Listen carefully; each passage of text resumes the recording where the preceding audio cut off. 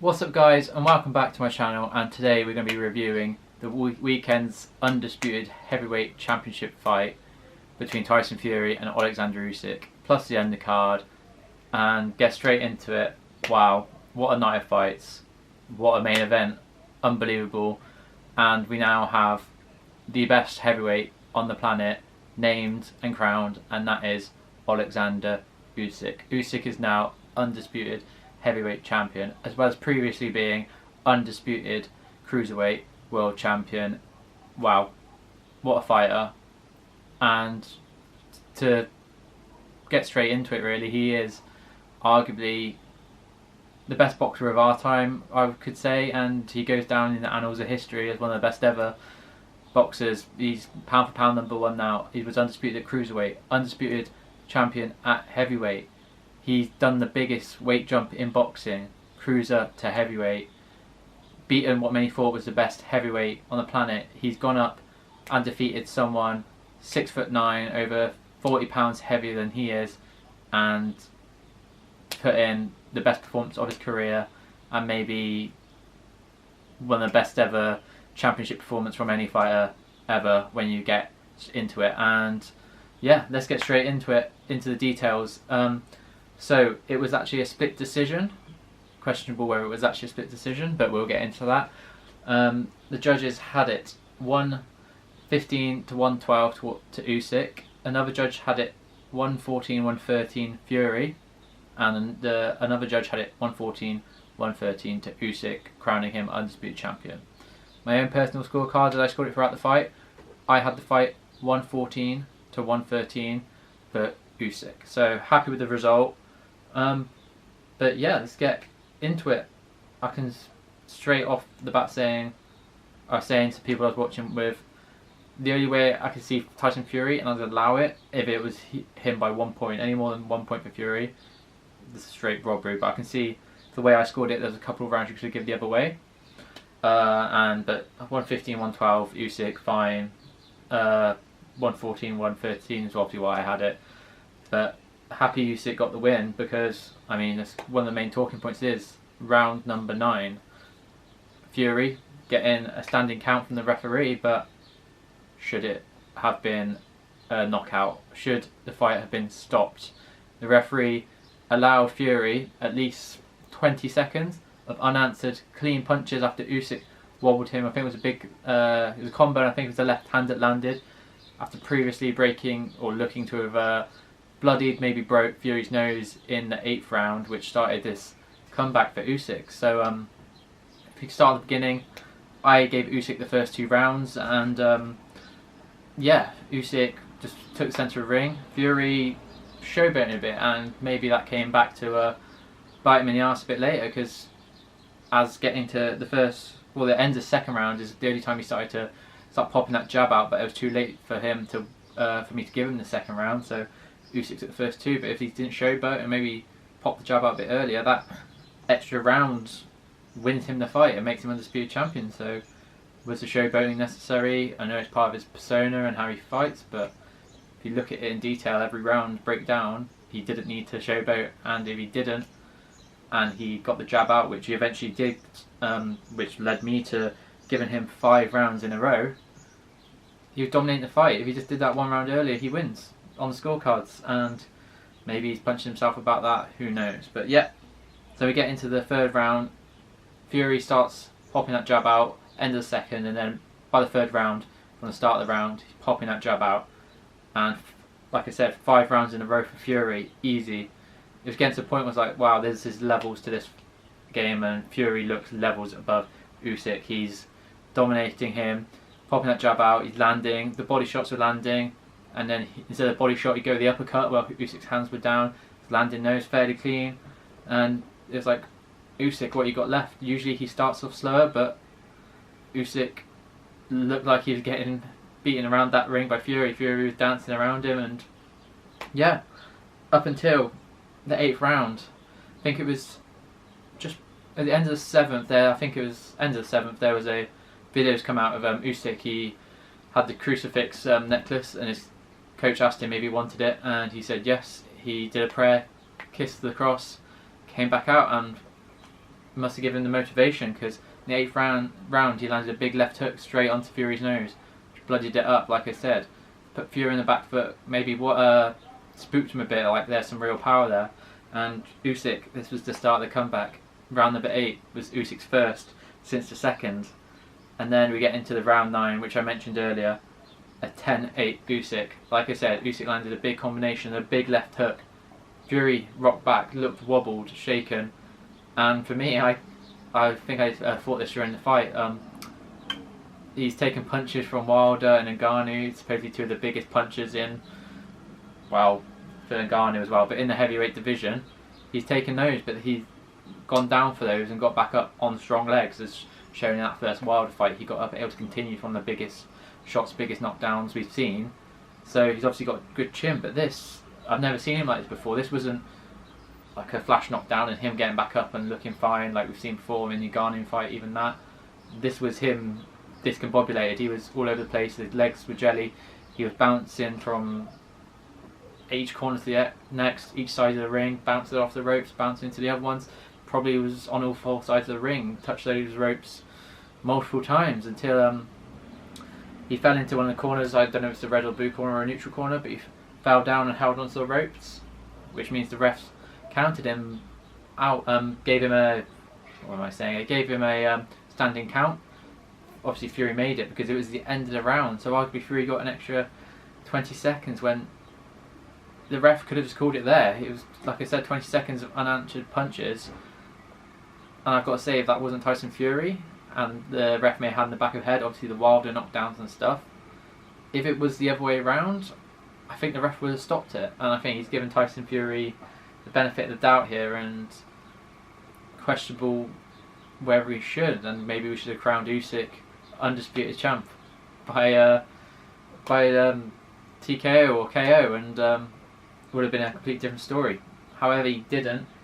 Fury then got to the bell, saved by the bell, arguably saved by the ref, and then got into the 10th round, where again he was still wobbled. He was still just on the back foot, just getting his senses back, getting his balance back, and you could clearly see he was wobbled, and Usyk was in the ascendancy, which is such a change from the end of the 7th round, where Fury was on top and completely flip-flopped, and now Usyk was on top of the fight. And again, however, like I said, Fury took the 10th round off. I then gave Fury the 11th. He came back, started to get that jab out again, but Usyk was still pressuring. He was back on the front foot like this at the start of the fight. I gave Fury that round, and then I had it a tie going into the final round, and for me it was whoever won the last round won the fight. And I gave it Usyk. It was a very close last round, but I think Usyk just had a bit of cleaner shots, was on the front foot, just landed the cleaner shots, whereas Fury was more to the body. Usyk was landing clean to the head and down low to the body as well, and yeah, that gave it to me 114-113 to Usyk, which one of the judges also had. But yeah, unbelievable performance by Usyk. Goes down to one of the all-time greats, maybe was already, but this just, he's an all-time legend now in boxing. You'd never forget Usyk, and you'll never forget this fight especially. But yeah, going on to what's next, obviously there's a rematch clause. Rematch has been stated for October 12th or 13th, I think I saw someone say. So yeah, looking to rematch for the rematch probably straight away. Obviously Tyson Fury, Aftermath said he thought he won. He didn't. His corner thought he was winning in the fight. He wasn't. But yeah, now we get to see what Fury, how he reacts to a loss, an actual loss. Otherwise, the Ngannou one should have been a loss, wasn't. But let's see how he acts to an actual loss on his record and see what he's all about. Can he bounce back? And Usyk, can he put in a performance like this? And then maybe he knows he can hurt Fury this time, and maybe he'll get the finish in the next fight. Maybe Fury will run back that 5-round stint throughout the whole fight and dominate Usyk, but I guess that's to find out. But yeah, and I will say one other thing though. There has been a talk of maybe, well, not talk, I've seen some people what they would like to see, and I would maybe agree with that. Obviously Usyk probably clearly won this fight. It wasn't actually that close as the scores cards suggest. Maybe we see AJ Fury finally. Let's just get it done, the first one, get it out the way, instead of waiting for maybe another Fury loss. Maybe he retires after that, you never know. Or if Fury wins, maybe they do a trilogy and we're just waiting and waiting for this AJ fight. Why don't we get it out of the way for now? Usyk's proven he's the best. he's undisputed and he'd be known as undisputed. Does he need to run it back straight away? Anthony Joshua's been putting in good performances and maybe deserves a challenge for the undisputed titles again. Maybe we get the first Fury AJ fight, because I'd like to see multiple. Get it out of the way as an eliminator. Do it at Wembley. AJ Fury. Winner goes on to get the next shot at Usyk. AJ Usyk 3, the new and improved AJ. Let's see if he can knock him out. He's been knocking out everyone else that comes in his way. Let's see that. Or Fury can put on a performance to show that he is, at the moment, the second best heavyweight and deserves the rematch against Usyk. But that's all for the future. I'm pretty sure we're going to get a rematch between Usyk Fury next in October anyway first. But this fight was a banger. Unbelievable watch and flip-flopped either way, and I can't wait for the second one. Hopefully it's as exciting, and yeah, can't wait for that. But with the undercard, the co-main, Jai Optaia, Maris Briedis. Optaia winning by unanimous decision. It was a weird, kind of, not a weird watch, but Optaia was battering Briedis throughout the whole first 9 rounds, first 10 rounds. Briedis, obviously, it looked like the 2 years he had out the ring showed his age, but then at some point, I don't know if it's the 9th or 10th, that Briedis just came out, just landed some big shots on Optaia and clearly like affected him, may have broke his nose, blood streaming down Optaia's face, and Briedis looked in the ascendancy. He was on the front foot and pushing Optaia back. Optaia did well to stay with him, and it was turning into a good fight, but then you have to question, why didn't Briedis do this 5 rounds earlier? Then he may have had a chance of winning the fight. He looked back to his old self in his last 3 rounds, but again, it was too late. Don't know why. Maybe he was worried about how much he would have left in the tank. Obviously, having 2 years out. But yeah, and if Briedis doesn't retire, I'd like to see him have another fight. Maybe he could easily take on one of the other world champions, a Bill Smith or Rakpour, Zerdo Ramirez, or get a bout back, and maybe like if this fight went another 3-4 rounds, who knows what the outcome would be. Wouldn't be totally mad at a third fight between them, because the first two have been, well, first was brilliant. This was also really good for the last 3 rounds. It just, yeah, it's a very strange performance from Brady to be kicking himself that he didn't go for it earlier and could have won his world title back. But yeah, be interested to see where they go now. For me, Optaia, he wouldn't say no to a third fight with Briedis, but I think he should look for unifications. Obviously, like I said, the Bill Smith Rakpour fight's happening for a world title. Be good to see him over fight one of the UK lads. But also, Zerdo Ramirez is the cruiserweight champion. He's Golden Boy fighter. He's on DAZN. It's the same promotion, like TV channel. They're both on DAZN. If Eddie and Oscar can sort that fight out, a unification, I think it'll be a big fight for both men, and I think it'll be a good fight as well, with Zerdo's size, but Optaia's skill, footwork, power, obviously. And I think that'll be a good unification fight. If not, there's also been talk, maybe he's already eyeing up, going to heavyweight. He's just seen what Usyk's done. And I think at some point he should go to heavyweight. I'd like to see him unify first, then go up to heavyweight, and maybe he can follow in Usyk's footsteps. You never know. It's what the future will hold. However, the other title fight, Joe Cordina, Anthony Kakachi for the super featherweight title, upset. Anthony Kakachi, what a performance. Finished by TKO of Joe Cordina. Heavy, heavy hands. Finished Joe Cordina. Joe Cordina had no answer to these punches. They were just too heavy. Had the third round knocked down, and after that, Kakachi was just battering him. The ref could have stopped it 1 or 2 rounds earlier. Cordina showed heart to stay in there, but didn't argue the stoppage. Knew it was the right thing to do. And what a brilliant performance by Kakachi. However, bit of controversy in the fight. The ref called break in the third round, the round which Cordina then got knocked down in subsequently. Kakachi landed a huge left hook on Cordina, which no defence because the ref called break. Cordina went straight back in, could have taken a couple more seconds, or obviously he was allowed to as the ref called a timeout, but the ref allowed this punch to happen and Cordina took it clean, and then a minute after, Cordina was getting hit clean from then on, which he hadn't been doing in the first 2 rounds, and then obviously got a big knockdown in the third, and that was the pinpoint moment where the fight turned.